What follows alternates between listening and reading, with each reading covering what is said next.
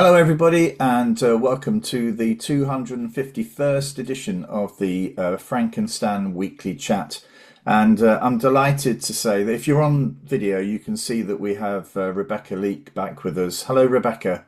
Hello, good Hi, morning. Rebecca. Well, Rebecca first joined us in March 2025, and we'll talk a little bit around what's happened in our lives since then as Mhm. part of the chat. But it's great to have you back. Thank you. And we'll get you just to explain in a little while what you're about, what you do, and also some new stuff that you've been involved in this year. But anyway, we always go to Stan. How are things for you this morning, Stan? Getting into routines that I didn't want to get Yeah. into. Hospital visiting, house selling, and various bits and pieces. But Yeah. something we always forget, or I always forget, Frank, every so often I remember to ask you how you've been. Oh, that's so kind, Stan. Well, actually, I'm feeling in health quite well. But actually, I've been very busy the last 4 or 5 months, going back into an interim CEO role.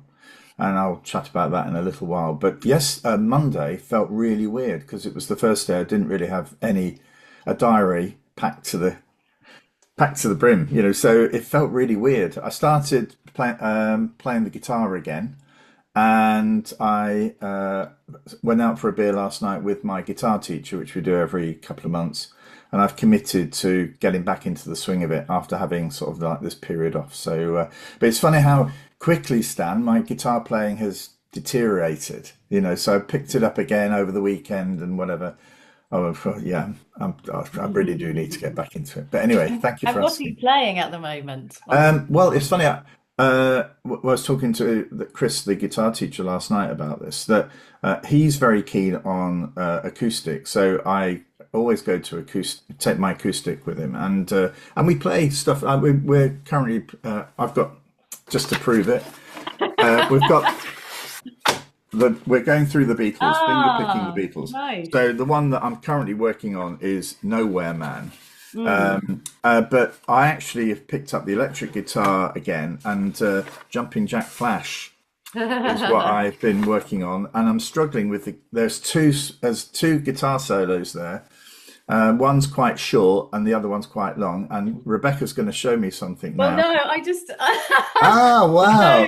so Gosh, yeah, so I've got a gig on Sunday, and I've got two ukuleles that I take along, and then I also do some with the accordion. So wow! we're Wow. all at it. It's good. Gosh, Dan, we're just playing at it, mate, aren't we? Do you know when we get guests on and they cram so much into their lives, and we're sort of retired, and I'm thinking, oh well, I should be able to do all this, but I'm astounded, aren't you, Stan? When Yeah, gets well, I did that, and then I think, well, actually, I'm still running a business. I've got a grandchild that takes up a lot of time. Not that I begrudge that at all. yes, And then dealing with my parents' house and stuff like. So I understand that. But then sometimes if I do some business work, come upstairs to the office to do so, I feel guilty yeah, well, because I'm not doing whatever else we should be doing. yes. How difficult is that instrument to play, then, Rebecca? Well, I don't know in that I don't find it too difficult. Wow. I'm just one of these people. I did go to music school and pick up instruments as I sort of go along. So I've got a really fun. I've got that mastery Yes. backgrounding in music, which I think then means that I can learn things quite quickly. I picked it up in about September, October. Oh, good. And now you're performing at the Yeah, it's weekend. really great actually because it's piano, but it's that Yeah. Yes. it's coordination. So it's one of those, if you can do the rubbing it, I'm just quite good at that double coordination thing. Yeah. Well, I find playing guitar, because you've got two things happening, but singing at the same time, Well, that's that's what I tough. do, which I Do you? didn't know that people don't do because it's difficult. And so I have learnt to play my party trick, I think, is that I can do a French song whilst I play on the accordion. Right. Wow. Also in French. Oh, wow. Okay. Well, Rebecca, do you want to just give a little? Well, we know that you're a bit of a musician, and we know that you're into poetry, I think. So, but anyway, do you want to just give a little introduction as to who you are Yeah, and how we got to meet each other and what have you? yeah. Well, I've been a head teacher. I've been a teacher of primary and secondary school, and I've been a Senko of both primary and secondary, which I think gives me a really helpful and slightly different insight to some leaders that I come across, and they're all valid insights. Hmm. And then I was a CEO for a bit, so I've been quite involved with um, multi-academy trust evolving and that kind of thing. And I've ended up a couple of years ago becoming really interested in governance, and Hence the I book. ended up writing the book, which is yes, which is sort of I think really why we It chatted was. last year. Yeah. Yes. Um, and so I've had one of those years. So I'm not being a head teacher at the moment, and I'm doing a multiplicity of things. Hence why I do have a bit of time to learn the accordion, to be honest. And so in terms of what's happened between then and now, I've found five grey hairs over the last years. They're coming I, very slowly, but I they are wish. coming. Yeah. I've lost my dad. It's a funny phrase, isn't it? So he went on his way in March last year. And I got a very, very bad back. So I was being an interim head a year ago, and I had an absolutely appalling period of time where I couldn't sit down. I Right. couldn't sleep. I was lying on my front for most of the time, and I still Wow. work now quite a lot like that.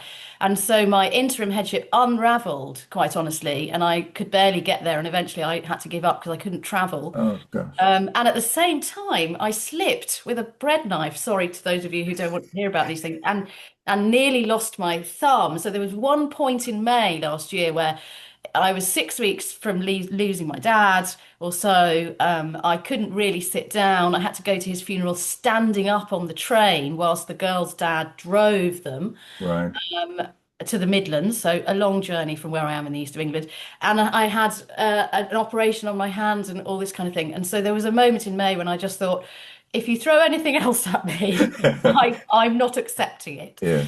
Um, and I happened to be chatting with a friend of mine who's a Quaker, so I go to Quaker meetings, and he said, "Oh, I'm singing at the New Bell, which is a pub in Harwich down the road." This was in May on this afternoon, and so I got on the train because I wasn't driving at that point. Went along, listened to them. They're a big shanty group in Harwich, and I went up to them and said, "I think I'd quite like to sing with you." Oh wow. And Right. thank God for that. And Yes. so, because I was off work and going a bit doolally, and so I've got back. I've got a master's in music. I went to music school, and so I've gradually worked my way back into music and the arts and fun. And at the moment, I would say I divide my time between governance and school advisory work and that Yeah. kind of thing, as well as other third sector governance and music and poetry. So do you still have the radio program on a Sunday morning? I stopped doing the radio. Oh, right. Yeah, I stopped doing the radio. It was a voluntary radio station, and it was really great. I learned so much from doing it. But I transitioned, and I now have a podcast that I do Right. myself that has gone so What's it amazingly called? well. So people want to sort of try and catch it.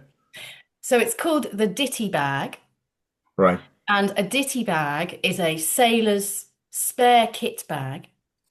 And the idea is that I find five poems over the week that I put into your kit bag. Right. And then I share with you why I choose them and I read them. And it's sort of like a little survival kit of poetry.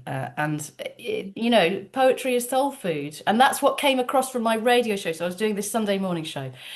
And gosh, the listenership, I lent into this, grown-up assembly mode, really. It was an assembly for grown-ups where I would read a poem and I would make a reflection and I'd, Yes. interview somebody, a humble person often in the community, one of those real diamonds that's helped, with get some young kids into the allotments or whatever, somebody like that. And people really loved it, and so I've sort of lent into that world and started writing poetry again, and I've had some poems published, and I'm now working on a collection. And Yes. yesterday I delivered a workshop for the English Association on weaving more poetry into your teaching and your life in general. And so, it has really been one of those years where, a door closes and then a Another window one. opens. It has been one of those years. Yeah. Wow. Well, gosh, that's fascinating.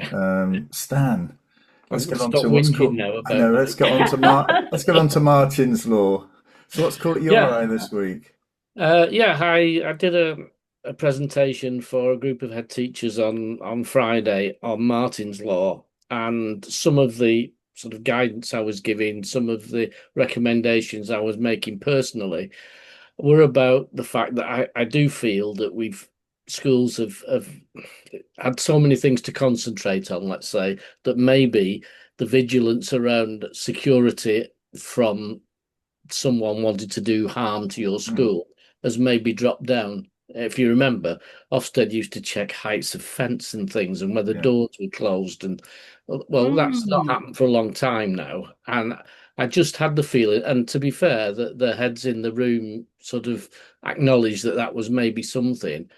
But then, of course, the world has changed since Friday, and the advice I gave is probably more pertinent now Hmm. than it was on Friday, which are things like, have you checked your school procedures, your policies, the way you manage potential critical incident or a potential attack on your school? Are there times in your school where things are a bit lax? For instance, are we looking at gates and doors and 9 o'clock, half past three, vulnerable times, lunchtime? And what was interesting is the variance in how prepared schools were and how much people had done. One school, for instance, had adapted the fire alarm, had it adapted so that it rang with different tones depending on what the emergency was. So there was an evacuation tone and there was an evacuation tone, which was to get the children to a safe place inside. Right. Um, and they practice that, not doing the actual evacuation and evacuation, but they play the alarms every Friday morning and remind the children what they mean and what they would have to do if it Hmm. went off any other time. Uh, Other schools were clearly a long way from that. And I wonder sometimes if anybody ever tests these. Do they, when I was in charge of critical incidents, we had all the stuff that the county council did Mm. went away in an outdoor centre, and the head of the outdoor centre said, "But does it work? You've got this emergency phone call to ring. Does anybody answer it if you ring it?"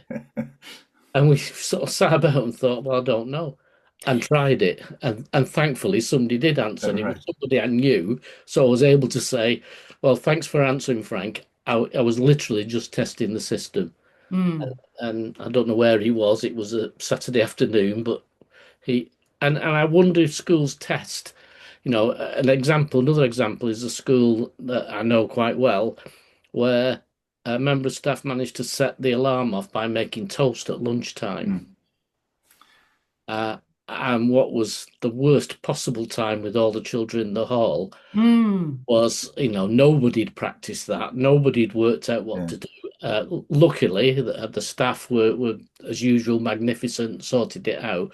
But what became clear was the welfare staff, the lunchtime staff, didn't know what they were supposed to do Yes. Yes. because nobody trained them. Yeah. Which brings me on to my one of the things that I always say, which is look after your edges. Yeah. Yes. In that they're those staff at the edges of your school, and if you looked after them first and trained them first, you'll probably find that the middle work it all out. Yes. Yeah. Yes. And don't forget about your edges, because if you sort them out, then you're probably going to be okay. Yeah. Well, I well, the agree. head said, funnily enough, the head said, well, in order to do, because I was saying, right, well, you need to do a lessons learned from that. You Mm. need to talk this through with the staff. And he said, yeah, but we'd have to train them. We'd have to pay them to come in and train them. Yes. And it reverted me back, and I'll finish on this because it's not a happy thread.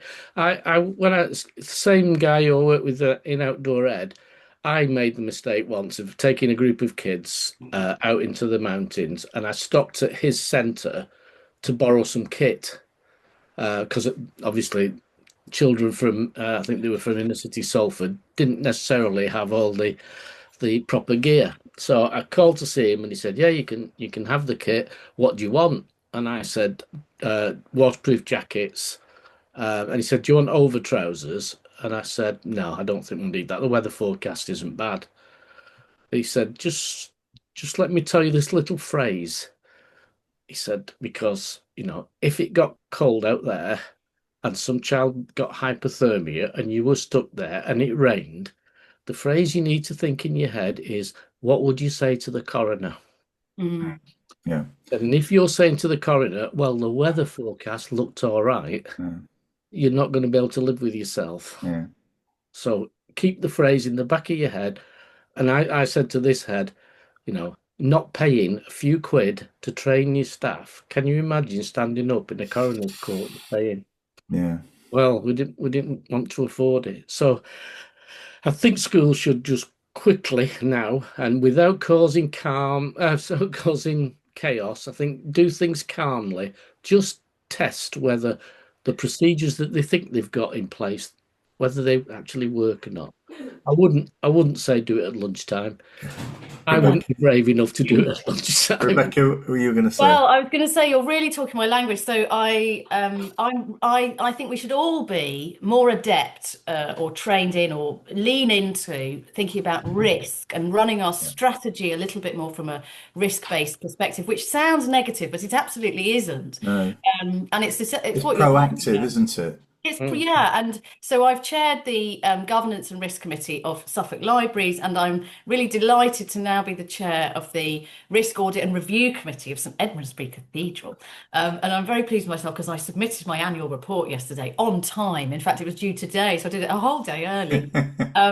But at the moment in the cathedral, there's an abbey, the remains of an abbey behind St Edmundsbury Cathedral. And if you're ever in Suffolk, I absolutely recommend it as a visit, by the way. It's such a fascinating site. And we're applying for a big lottery grant, which will have to be match funded and all these kinds of things to bring the whole precinct, if you like, together. And I tell you, the risk thinking around that and having to do trial excavations because we might discover something. Oh, And so yes. to put in all that contingency planning is so interesting. And then it informs strategy. mm, I just think in general, well, it comes back to governance. That's why I've written a book on governance. But, leaders really exploring governance, and I Mm, don't think it's part of an assistant head's training and experience. no. It's different to filling in a risk assessment for a trip. I mean, obviously it's interlinked, but really understanding about why policy is there, how to handle it, and the decision making, the accountability, and all that kind of stuff. I think it's really I essential. think some of the risks are very obvious, but some of them are less obvious. And the issue happened at when I was the CEO a few years ago, and during GCSE examination period, we lost all broadband connectivity to the sites, and we had no backup. So actually, we were at a major risk, not just for the GCSE exams, but just for the sites. Mm, And a lot of the systems that you have now are the landline numbers have gone. So a mm, lot of the telephone systems are reliant on broadband. mm, So obviously you will have a mobile, but actually that could also be affected. So the whole of this sort of consideration of what might go wrong if they all happen at the same time, that's part of that sort of consideration, and yeah, it caught us out big time. Anyway, I was using the analogy of a dog loose on the playground rather than anything more sinister than that to yeah, say, yeah, yeah, how quickly can you get everybody in without a panic? yeah. Where do they go to? And more importantly, does every member of staff know that routine, including the staff at lunchtimes, Yes. mhm. including you can. I mean, you'll know this as well. When you had a fire evacuation, do the do the kitchen staff ever come out of the kitchen? Because mine never did. They always assumed that we were having a fire drill and it didn't affect Yeah, them. I had yeah, to go in and say, look, when that alarm goes off, you have to go as yeah, well. yeah. Hey, let's get on to Rebecca. So, what's caught your eye this week? Well, the send consultation, and I'm going to call it a send consultation because I think that people have Yeah, run ahead of themselves a little yeah, bit in that we've waited a very, very long time for some ideas, let's call it that. It's a white paper, some ideas about how things might get better.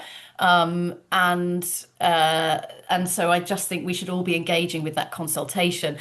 And that's, we often hear consultations and then we wait for everybody else to fill in the form, maybe. Correct. And so this is a plea for people who also find that they're managing and developing their SEND strategy really well to respond to the consultation, because there is so much fantastic practice out there, and I do wonder whether that's been paid enough attention, or whether we have a bit of a disproportionate listening in to a certain channel of voices. And I think that's something that we must all be really cautious to. But there's one thing there's a little area that I think is interesting. There's so many things to say about it because there's so much contained in it. I mean, you could just go on forever. But there's this concept around ISPs, so individual support plans. Mm. And so you've got EHCPs, as we have at the moment, where there's a legal entitlement, and then all other pupils that have been deemed to not meet that threshold will be having their support documented and tracked and what have you in a different way within different school systems.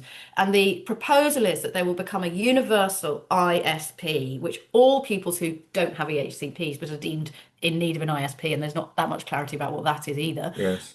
which is fair enough because it's still being developed. So, I'm not sort of complaining about that.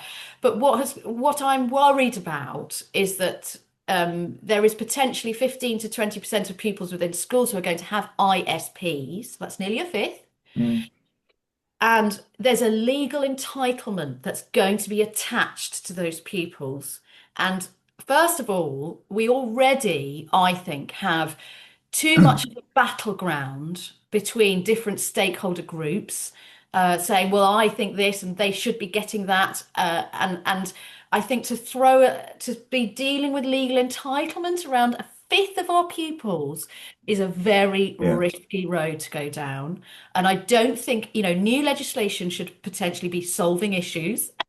And I don't think that's going to solve one of the key issues, which is this battleground area where parents feel in some areas, and it's not all parents by all means, brings me back to my first point about who are we listening to, but some parents experience a strain and a struggle, and there's a battleground, and then school leaders and local authority leaders are having to handle that culture war. Culture war, it's not really a culture war, is it? It's a sort of, No, well, hot but heat. whenever It's there's a system bound, yeah, there are going to be parents who will feel as though their child should have had uh, Yes, the plan, but they've got this ISP sort of thing, and they're going to be thinking, well, I should have got it, yes, and actually, what you're telling me, school, is on these annual sort of meetings or whenever they are, that actually you're just proving to me that we should have had it. So I don't know how you get with this sort of dual. Well, there are three systems, aren't there? There's just three elements going on here, and there are boundaries between these elements. And there are some who will want to be upping, a child without anything. There are children who are, within those sort of four-fifths of the school population that are not falling into that. But there'll be some parents in there who think they yes. should have, so it's all that sort of And if negotiation. my internet is a little bit unstable, so Yes, I'm it just is. getting Yeah, a glitch. yeah. So just tell me to stop talking and No, no, it's fine. use It's, the whole. But if they're going to be reducing or raising the threshold for EHCPs in, say, 2027, 2028, well, I can tell you that there are many parents now who are yeah. going to be absolutely all hell bent, to get one, whether that's right or not, because it will come No, down to the no, individual child. no. So I think just that's an area that needs paying attention, and it has been mentioned that it may also have implications for admissions policies. Yes, For those of you that are familiar with admissions policies, you have certain groups that have a priority criteria, if you like, so looked after children or previously looked after children, those with the HCPs, siblings, and that sort of ranking down. And if ISP children, sorry to use that label, it sounds horrible, but you know what I mean, yes, learners with ISPs are going to get into a priority category, then the fight's on, isn't it? yes, And that's yes. not going to help the sector. It No, really isn't at no. all. But I do think there's also a case for people not really understanding EHCP, the fact that because you've got that doesn't guarantee that everything, even in a legal contract, you will get, Mm. because the resources aren't there Yeah, to actually do it. So, I mean, I do think it needs a rethink. I really do. And when I read briefly, I could see the sense of saying something that's lower in cost, in resources, than the top end, and there's something where nobody get. But I think the legal bit around the ISP is just to. I think that won't happen. Well, we must all say that then in the Yeah, consultation, I think, that's really because important. I yeah, yeah, think that the idea of the ISP having a legal background is to sell it to those parents who might lose That's the right. ISP. It's a fudge to Yeah, try and go, oh, but don't worry this. And it's that's yeah, dangerous no, policy no, making, I it think. is. yeah, It yeah, is Yeah. because I honestly don't think the funds are there to provide everything that everyone would wish to provide for every single child in school, and I don't think that's ever going to happen. Yes, well, we'd all love a free trip to Paris, yeah, yeah, but it just doesn't come. I think one area that, the HCP system, and, of course, there are some sensible suggestions in there. Having a universal, and I'm always a bit cautious about universal things, yes, yeah, but having what I mean by universal with an EHCP is that different boroughs and different local authorities have different EHCP documentation. Yeah, And if a child moves from one to another, or if a yes, SENCO works on a border, they're dealing with three different sorts of. So obviously that should be explored. I think that the suggestion of children born with congenital disorders and very complex health issues, and that number is going up yes, due to changes in practice in medical yes, care for very early born children. So we do correct, fundamentally have more early born children who yes. are surviving. And so we do have a slight raise in complexity within our children. And actually, that was about 5 years ago. So they're in reception now. yeah, Um, and and and honestly, schools will tell you that yes, they are in yes, reception Yeah, now. yeah.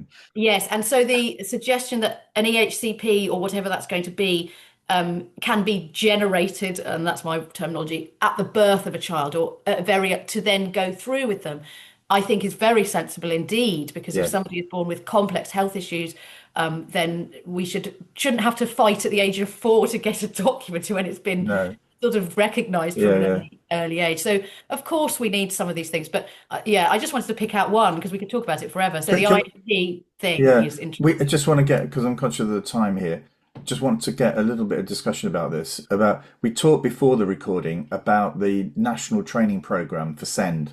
Mm. I It, had a let view. it, What's yeah. your view on that, Rebecca? Well, as we said earlier, it sends a troubling message, doesn't it? Where if the government is having to tell families that there's a problem in the education system, but don't worry, we'll make everyone do this, and is I think a troubling message. What we know is that there's such fantastic levels of professionalism, and the levels of training for teachers is being, the game is being raised really all the time. And I know that leaders are, so dedicated and work so hard.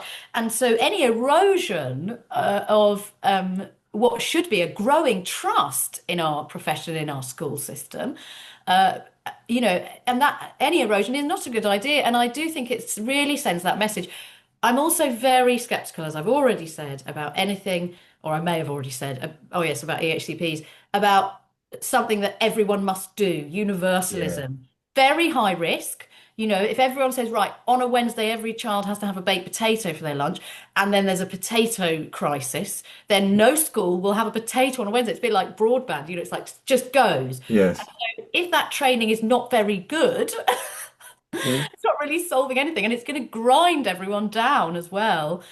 Whereas innovation and a little bit of flexibility within the sector, which is what we now have, and some choice making and leaders having some agency over choices for their staff and how best to deliver, is always better. Of course, have fundamental sort of levels of expectation, and then allow some innovation. Yeah, because the thing Issues is all that for over. some schools, like I immediately think of High Furlong in Blackpool, which is an absolutely amazing special school dealing with some really complex issues.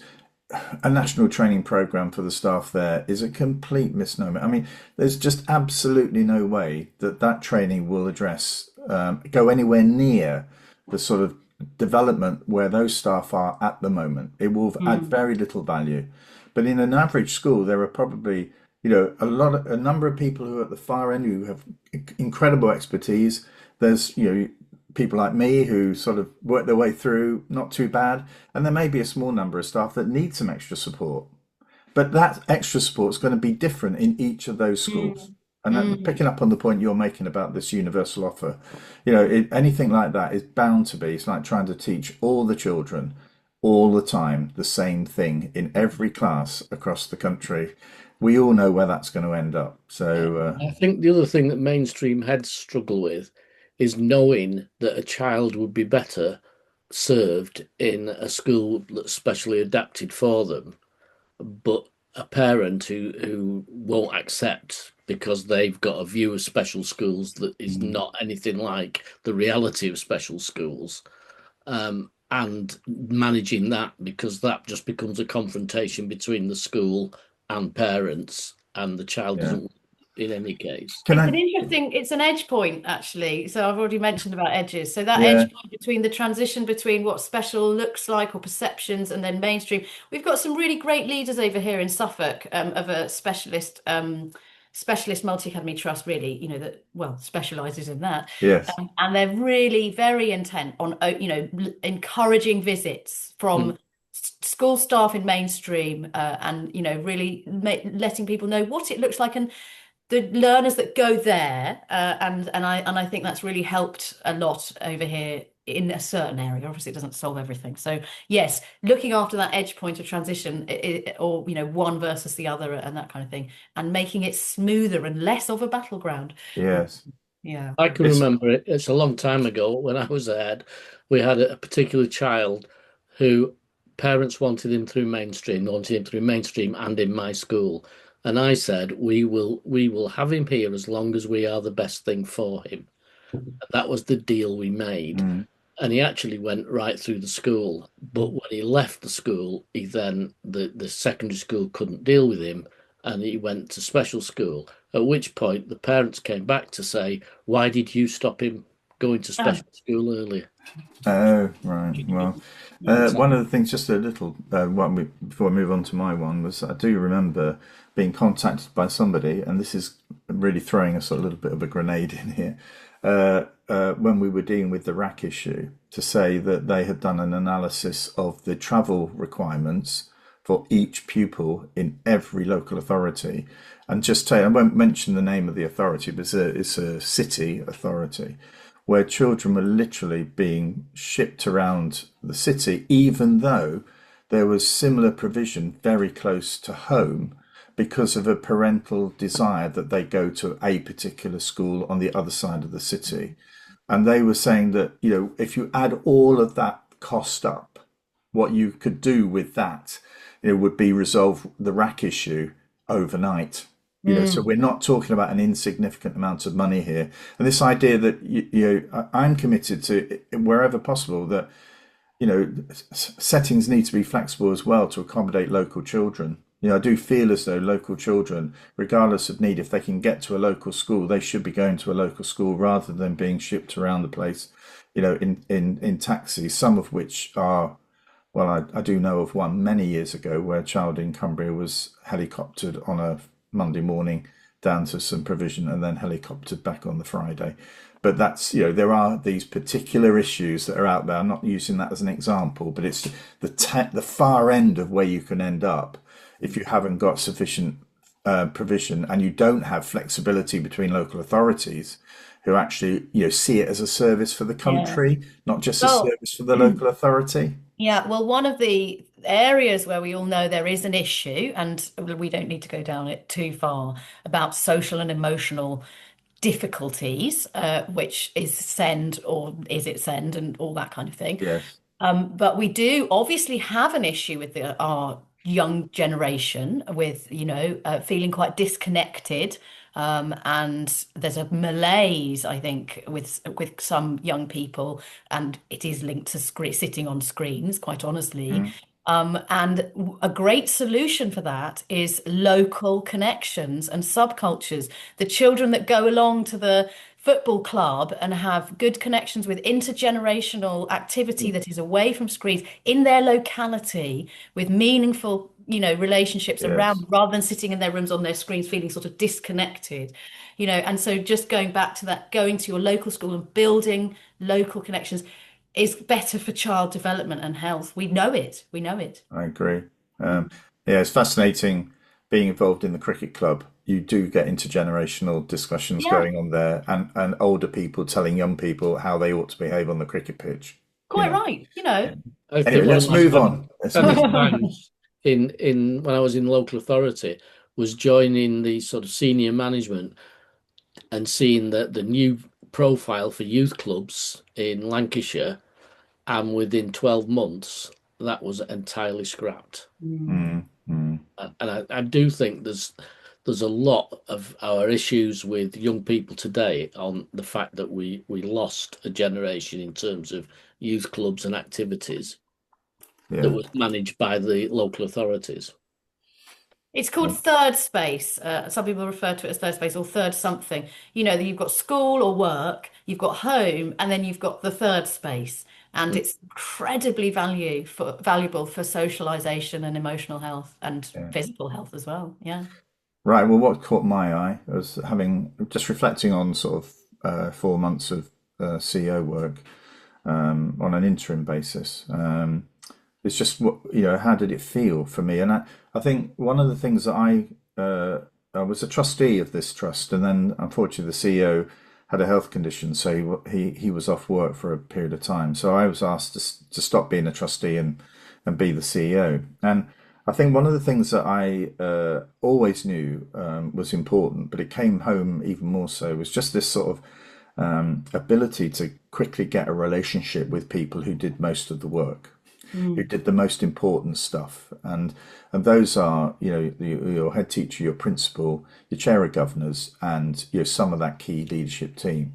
So I think I was able to focus a little bit more on that because I think I'd worked out that that's what was important. And I know I stumbled into my first CEO role, and actually it took a long time for me to work all this out. But having had that experience and a bit of time off, I got straight into that. And I think the thing for me was around having confidence in myself to be myself as well. To be, I sort of felt as though I could just be genuine because this was not going to take my career anywhere. This was just a period of Mm. time. And so I felt as though I was more confident, I was more assured, I'm more willing to accept I was wrong because I didn't know, again, I was only doing it for a short period of time and I didn't have the history that some of the leaders had.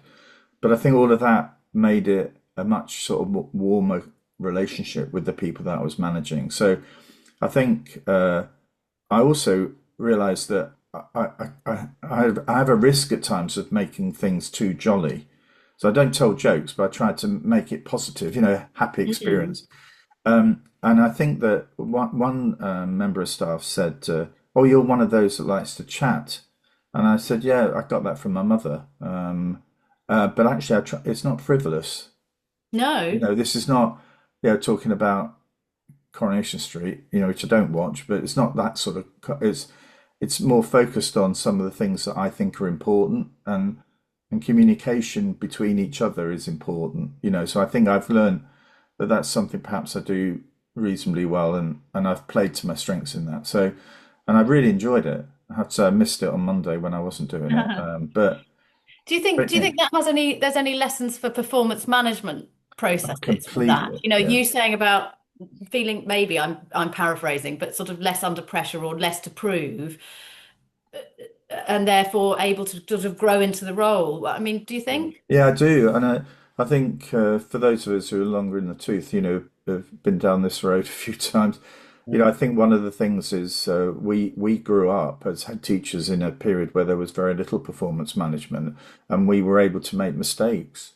Mm, Some of those were, I do believe that the education service is a lot better now than it was when we were first appointed, Stan. But mm, I do feel as though Stan often uses the term, well, we'll wait until the inspection's out of the way before Yes. we do this important thing, or we can't do that in the summer term because the kids will be doing their exams or their SATs, and actually you think, well, what a shame, that I when I came in, I think I've focused a lot less on the data, and I've focused a lot more on those relationships and the confidence that I've tried to give people to make the change, and there were occasions, I have to say, that not everything was sweet and honey, but there were occasions I had to sort of speak or write, quite sternly. But Mm. actually, it was always done within the framework of wanting you to do well. This is not about trying to catch you out.